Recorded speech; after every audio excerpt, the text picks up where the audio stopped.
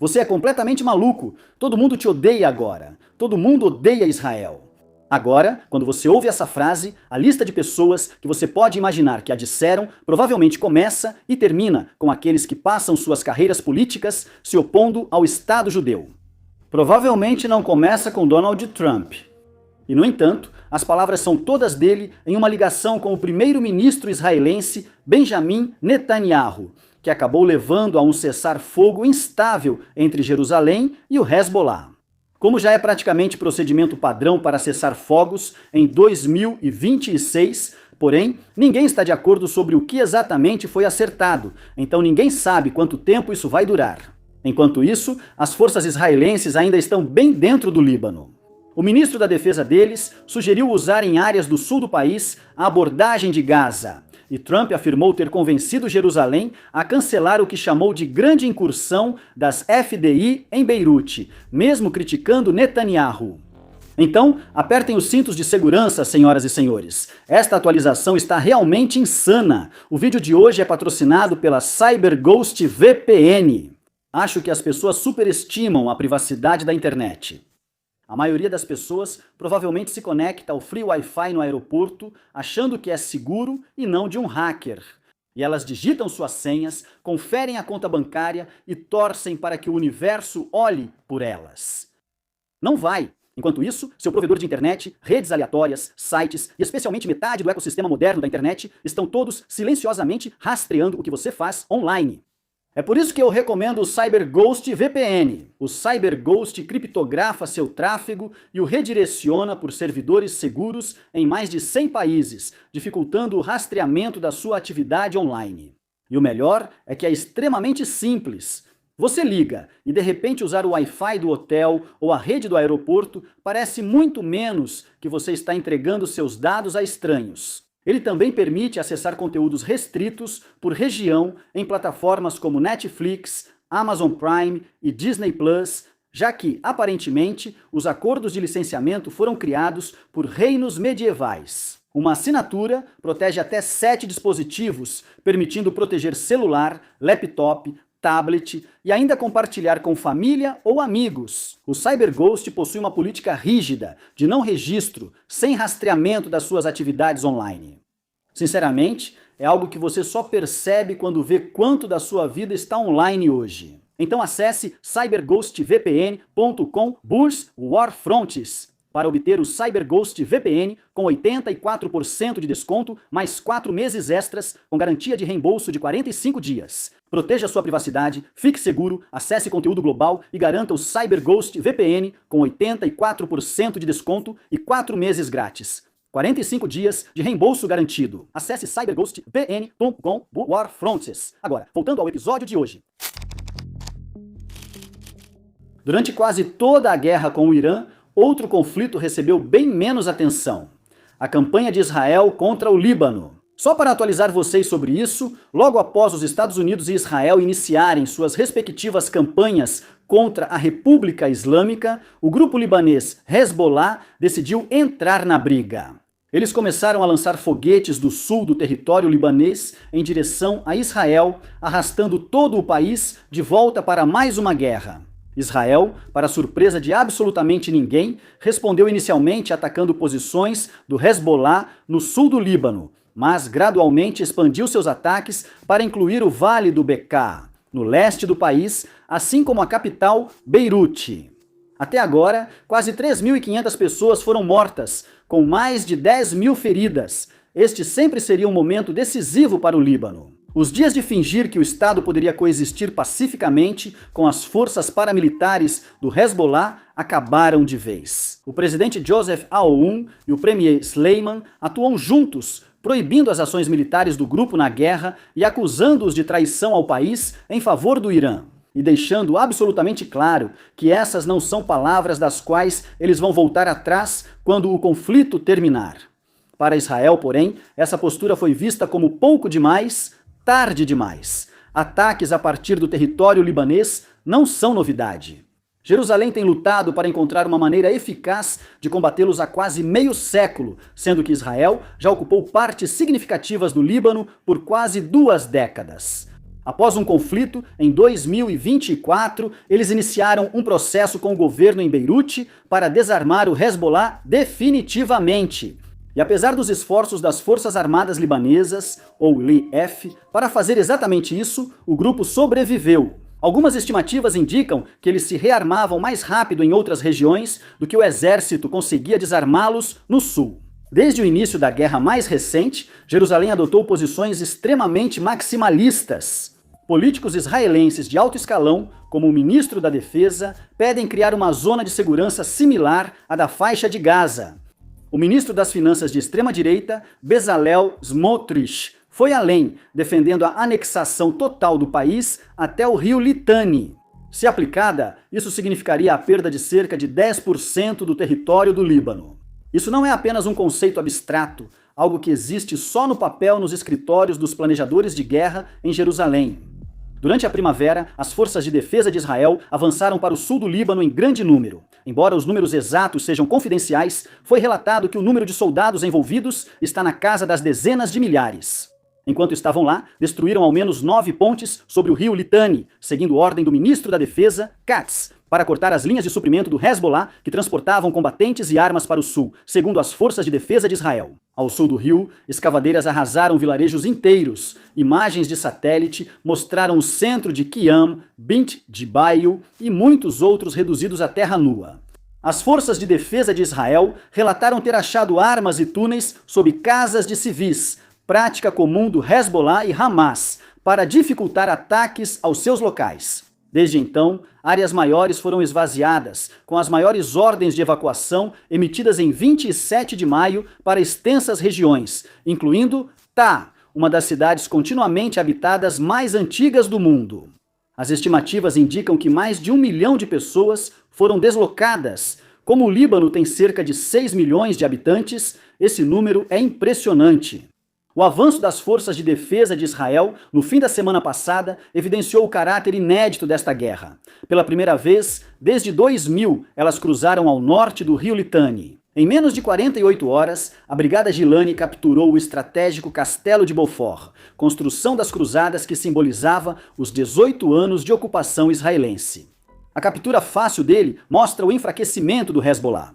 Já as forças de defesa de Israel falharam na primeira tentativa de tomar o castelo em 1980. 2 anos depois, em 1982, eles tomaram o castelo, perdendo 6 soldados para a Organização para a Libertação da Palestina. Desta vez, ocorreu sem resistência. Netanyahu permaneceu na fronteira norte, chamou de golpe devastador e ordenou aprofundar e expandir as operações. Mesmo com todo o território conquistado, Israel não conseguiu deter os disparos. O Hezbollah tem apostado fortemente em pequenos drones de visão em primeira pessoa, e cada vez mais deles estão sendo operados usando cabos de fibra óptica, o que torna o equipamento de interferência das FDI completamente ineficaz. As FDI enfrentam dificuldades para reagir e passaram a distribuir espingardas aos soldados como último recurso. Recentemente, o projeto de ameaças críticas relatou que o Hezbollah ampliou o alcance de seus ataques com mísseis, atingindo áreas mais populosas no interior, como Carmiel e os subúrbios de Haifa. Se esse conflito passou em grande parte despercebido, as discussões entre Beirute e Jerusalém têm sido absolutamente invisíveis. Esses eventos têm sido contínuos e, segundo relatos, poderiam gerar resultados concretos, com a próxima rodada de negociações prevista para terminar em Washington amanhã à tarde. A grande questão agora é: elas trarão alívio ou simplesmente marcarão o início de outra fase nessa guerra pouco noticiada? Antes de entrarmos na próxima fase desta guerra pouco noticiada, quero falar sobre nosso novo site para assinantes, Frontstoco. Sei que você acha que já ouviu isso antes, mas confie, o Fronts está maior, mais elegante e ouso dizer mais atraente do que antes, embora talvez eu não devesse comentar. É um site, e não esse tipo de site. Lançamos o Frontstoco como um espaço para fãs de Warfronts aproveitarem mais análises do canal principal, mas agora ele cresceu e ficou muito maior e mais nerd. Além de 2 vídeos exclusivos semanais, agora oferecemos 3 artigos aprofundados por semana. escritos por especialistas, com temas como o impacto dos ataques ucranianos na logística russa ou uma análise do colapso no Mali. A partir desta semana, lançaremos documentários mensais de longa-metragem. Ainda hoje, vamos lançar um vídeo exclusivo de 82 minutos, narrado por mim mesmo, que tenta entrar na mente de Kim Jong-un e da liderança norte-coreana para entender a forma como eles enxergam o mundo. Como eu disse, é um conteúdo bem nerd e só vai estar disponível no Front Stoco. Se quiser assistir, vai ter que se inscrever, e uma assinatura custa apenas $5 por mês ou $50 por ano. Isso é o Front Stoco. E agora, de volta ao fogo e à fúria que consomem o Líbano. Em qualquer discussão sobre o Oriente Médio, é praticamente impossível não mencionar o Irã, e esta não é exceção. Desde a Operation Epic Fury, a campanha militar de Washington contra a República Islâmica, encerrada em abril, a disputa sobre quem o cessar-fogo deveria abranger. O pequeno Líbano está no centro desse debate. Se o acordo original inclui o Líbano ou não depende de quem você acredita. O Paquistão, que atuou como mediador das discussões, afirma que sim, o Líbano estava incluído, mas não parece haver nenhum documento assinado em conjunto que comprove exatamente o que foi acordado inicialmente. A partir daí, as coisas basicamente se dividiram conforme o esperado. Os Estados Unidos e Israel insistiram que o acordo não incluía o Líbano, enquanto o Irã sustentava que incluía sim. Beirute, por sua vez, sempre afirmou que o Irã não estava autorizado a negociar em seu nome. Teherã tem todos os motivos para manter essa posição, no entanto, porque o Hezbollah é um dos poucos aliados que eles têm na região, sendo o grupo há muito tempo um componente fundamental da estratégia de defesa militar de Teherã. Após a recente escalada de Israel no Líbano, Teherã deixou claro que essa é uma linha vermelha. Se Washington quiser acordo, Israel deve parar suas operações. Isso não é totalmente novo, mas ontem, 1º de junho, Teherã cumpriu suas ameaças. Eles suspenderam as negociações, se retiraram totalmente e até ameaçaram que aliados Houthis no Iêmen fechariam o estreito de Bab el-Mandeb em retaliação às ações de Israel. Este estreito é praticamente um segundo, só que menor, Estreito de Hormuz, na entrada do Mar Vermelho, como se o Hamas já não fosse problema suficiente. Certo? Trump já estava há dias postando que ambos estavam quase fechando um acordo. O memorando de entendimento em discussão entre Irã e Estados Unidos pode prorrogar o cessar-fogo por mais 60 dias, mas detalhes ainda não foram divulgados. No fim de semana, o presidente parecia certo de que um acordo estava próximo, chegando a anunciar a suspensão do bloqueio dos Estados Unidos ao Estreito de Hormuz, embora a ordem nunca tenha sido emitida. Trump pouco falou sobre o Líbano, então é difícil saber seu interesse real. Mas ele se reuniu no mês passado com a embaixadora de Beirute, nos Estados Unidos, durante negociações com o representante israelense dela, e ela deixou boa impressão. Ela sorriu ao pedir sua ajuda para tornar o Líbano grande novamente. De modo geral, ele parece comprometido em fazer com que libaneses e israelenses cheguem a algum tipo de acordo, em parte para ajudar o Líbano, em parte para apresentar algum tipo de vitória de sua campanha no Oriente Médio e em parte para que isso deixe de ser um obstáculo nas negociações com o Irã. Tudo isso faz com que o momento da escalada de Israel seja ainda mais difícil de interpretar como uma coincidência. Netanyahu já estava irritado com o acordo com o Irã ou com o processo para alcançá-lo. O Axios informou que após ligar para Trump em 20 de maio, Netanyahu ficou descontrolado e insistiu em retomar operações militares contra o Irã, rejeitando negociações. Em poucos dias, a campanha no Líbano atingiu o auge, coincidindo com o memorando e as conversas entre Israel e Líbano desta semana. Para a ala da anexação da coalizão de Netanyahu, explodir ambos os caminhos de uma vez serve ao mesmo propósito. Nenhum governo libanês, muito menos um de linha dura soberanista, vai sentar à mesa e ratificar a perda do próprio território, e nenhum acordo com o Irã seria fechado com operações desse tipo em andamento. Considerando tudo, é improvável que Trump tenha ficado satisfeito ao ver as negociações com o Irã fracassarem novamente, desta vez devido à campanha de Jerusalém. Mas mesmo pelos padrões de 2026 de não esperava por essa, a notícia que saiu ontem foi realmente de cair o queixo. Chegou a hora de comentar sobre a ligação com palavrões. A ligação telefônica. Veja, há muito o que dizer sobre Donald Trump. Quais são essas coisas vai depender muito das suas opiniões prévias, mas crítico frequente de Israel provavelmente não estará no topo da sua lista. Essa reputação foi conquistada durante seus 2 mandatos. Trump foi um dos presidentes americanos mais pró-Israel da história. Esse reconhecimento lhe deu influência sobre Israel que presidentes anteriores não tinham, e ele usou para conter Jerusalém quando conveniente. O exemplo mais notório disso foi após a Guerra de 12 Dias no verão passado. Israel estava pronta para lançar na mesma hora uma campanha total contra a República Islâmica, mas Trump insistiu em negociações. Quando Jerusalém fez um escândalo, ele simplesmente os ignorou, anunciando publicamente que um cessar-fogo estava em vigor e que Israel havia concordado com isso. E foi isso. Desta vez, Trump ligou para Netanyahu para dizer o que precisava no Líbano, outro cessar-fogo, e ele estava disposto a entrar em contato com o Hezbollah para negociar um acordo mútuo em que ambos os lados concordariam em parar os ataques. Pelo que parece, Netanyahu concordou. Em menos de uma hora, Trump anunciou um cessar-fogo, embora os detalhes, como sempre, sejam obscuros. Trump afirmou que o cessar-fogo impediu uma grande incursão de forças terrestres das FDI, que supostamente marchavam ao norte, em direção a Beirute.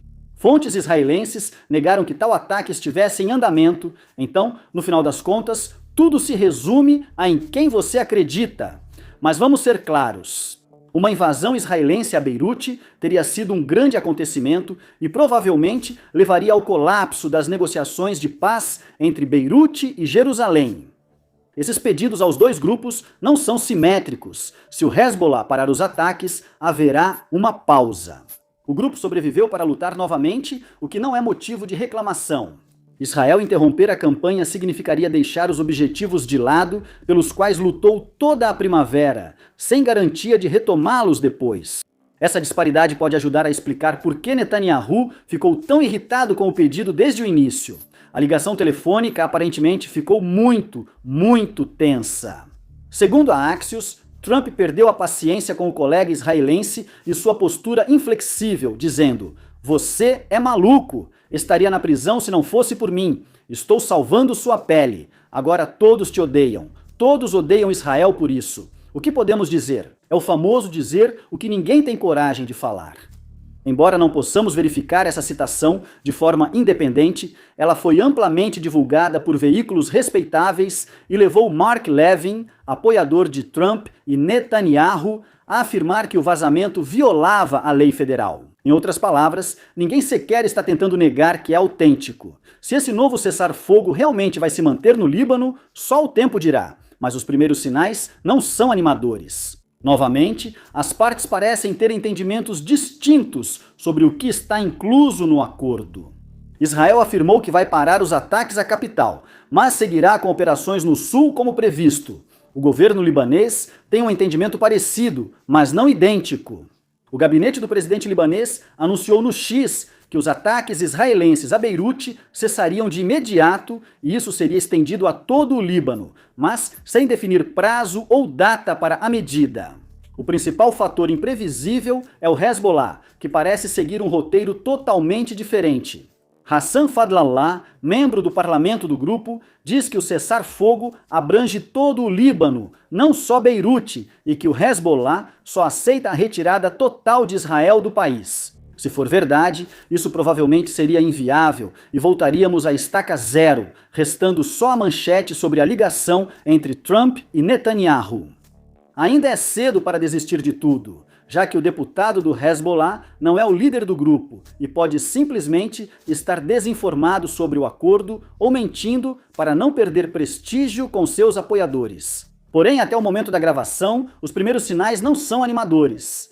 Nas primeiras horas de 2 de junho, no horário da Europa Central, o Times of Israel informou que sirenes soaram no norte e que as forças de defesa de Israel derrubaram ao menos 2 foguetes do Hezbollah lançados em direção a Safed, na Galileia. Independentemente de o cessar-fogo conseguir resistir ao teste do tempo ou acabar ruindo, isso foi uma reviravolta inesperada na, até então, relação extremamente próxima entre os Estados Unidos e Israel. Trump já enfrentou Netanyahu antes, mas nunca assim. Com o premier israelense pressionado por aliados em Washington e por sua coalizão, é difícil imaginar como ele vai se equilibrar por muito mais tempo. O retorno de Netanyahu ao cargo o fez enfrentar muitos adversários simultaneamente e, por um tempo, parecia que ele daria conta. Mas seu aliado mais próximo basicamente acabou de mandar ele se ferrar e pode acreditar que o resto do mundo estava prestando atenção. A relação entre Trump e Netanyahu e a guerra que deveriam lutar juntos é uma questão que nenhum dos dois parece pronto para responder. E o resto de nós provavelmente só vai descobrir quando e se as bombas começarem a cair de novo. Obrigado por assistir. Veja também a matéria sobre a Coreia do Norte e Kim está excelente. É preciso ser membro do Frontes, mas vale muito a pena.